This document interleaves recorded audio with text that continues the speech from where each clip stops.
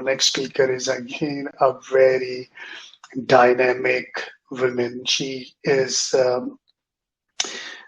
woman who is going to talk about communication and how to communicate across the border globally, what things can add value when you are trying to be on global mindsets. She is a chief executive officer of Inspiring Decisions. And I welcome Wendy. Wendy, how are you doing today?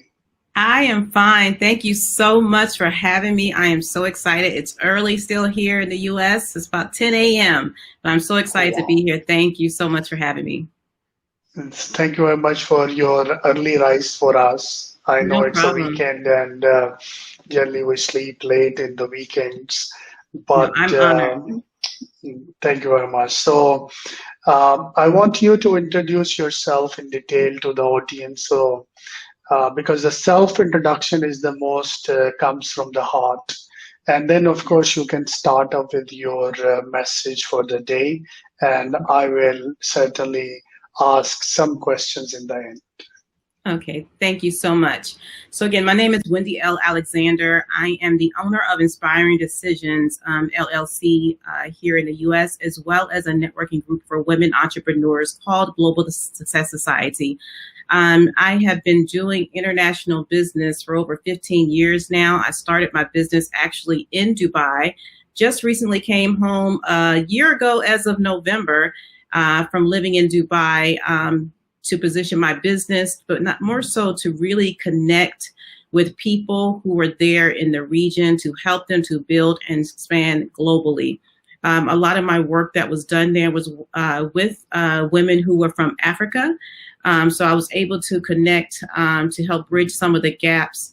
Now that I'm actually home, I'm so excited that I am able to help women to get their products and their services here in the United States. I am a board member of the UAE Africa Networking Group, which I'm going to talk a little bit more about in my presentation to show that how important it is for us to connect and collaborate across borders, that we have to provide the resources. We have the knowledge and we have the skills, and we need to be able to share them, to share the resources that we have, to collaborate. And now with technology, there's no excuse. There's no reason why we cannot connect and support each other at this very moment. A lot of people say, we're in a pandemic. Well, guess what? There is a pandemic, but there is technology. And so today I'm going to talk a little bit more about women collaborating, connecting across borders. Thank you so much again for having me.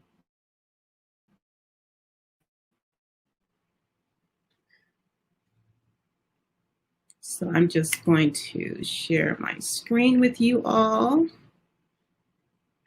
We love technology, right? So we're just gonna, hopefully you all can see this. It's not allowing me to see what you can see.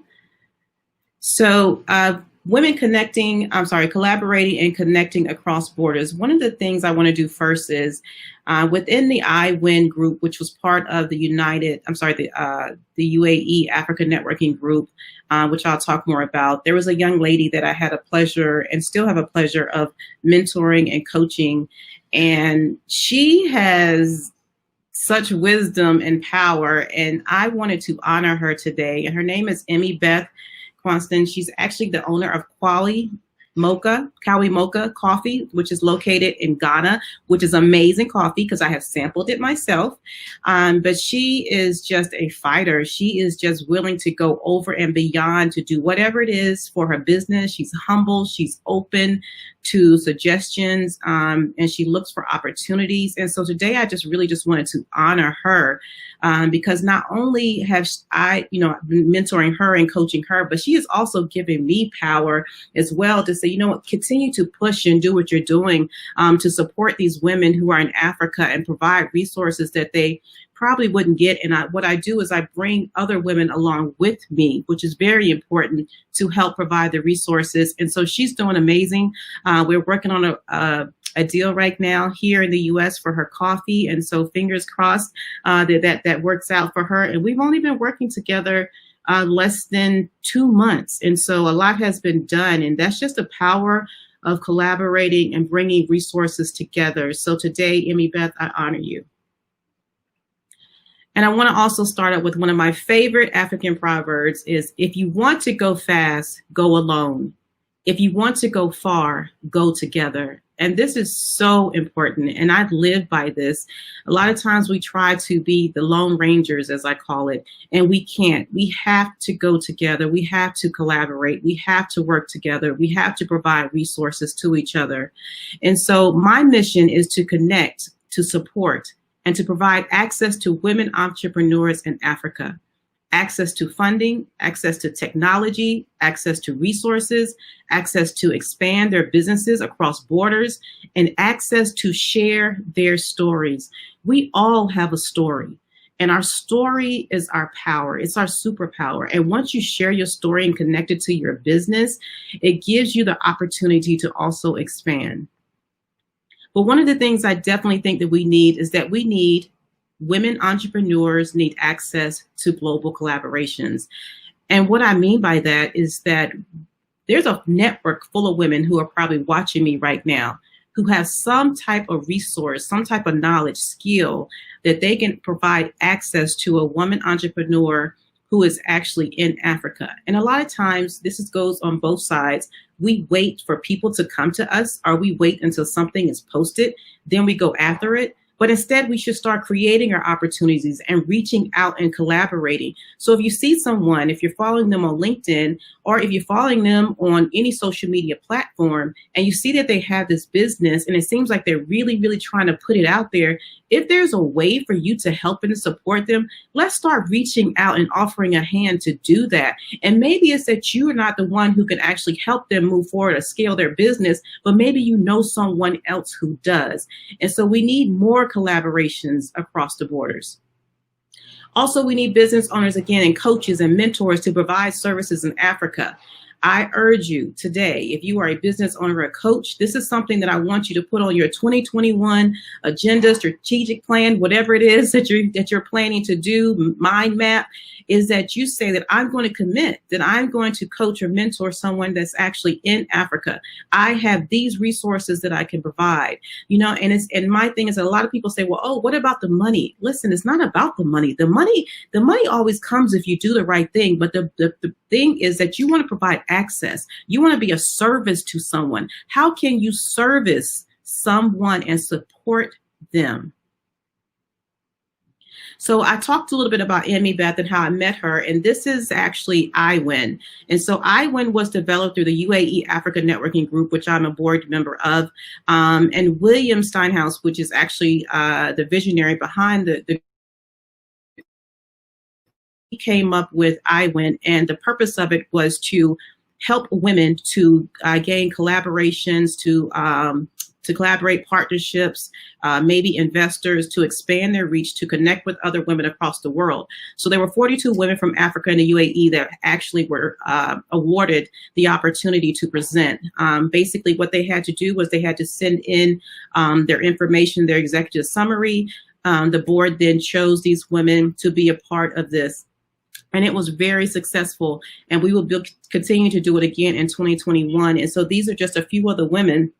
But the outcome was mentorship, coaching, global collaborations.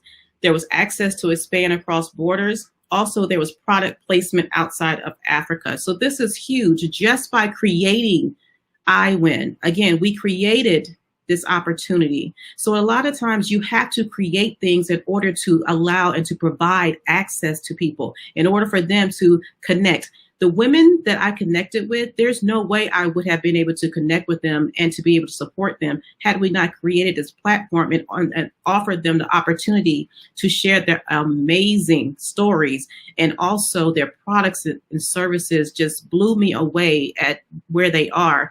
And most of them, honestly, they just need a little bit. They just need a little bit of support and help. And so if we're able to do that, why not? And so I encourage you also to find ways that you can connect and support. What is it that you can create?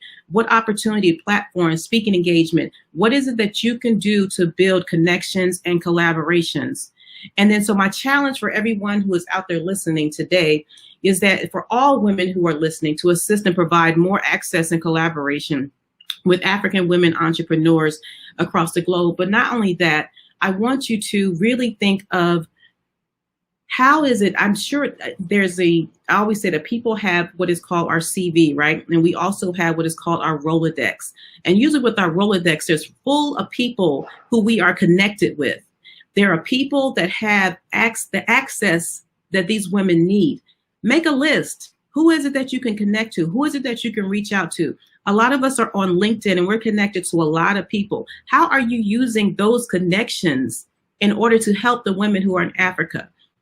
How are you using those? And if you're not, I challenge you today to move forward in 2021 to be able to offer that access and your connections to people. It's not about keeping things secret. It's not about holding things to ourselves and saying, I'm just going to hold this connection. I'm not going to share it. That's not the meaning of the connection. And so I urge you and I encourage you today to please continue, or if you have, and if you haven't, to start connecting, communicating, and collaborating across borders to help support our sisters. Thank you so much. For your lovely message to the audience. I'm really surprised at how it is possible that you were in Dubai and we never met this way, because I know. I met all the ambassadors of all the African countries. We are running investment shows on Sub-Sahara since long. But it's a great honor to know that you are also bridging Africans in order to facilitate the investment procedures and processes. So I think what we should do is we should have another event with your members, so Please, we can yes. highlight them on our platform. I don't mind to promote the right Thank woman you. to the right investor. This is really important. And so Yes. what brings in your life this concept, like where you start feeling that, yes, this is gives you a real sense and satisfaction, you should do it?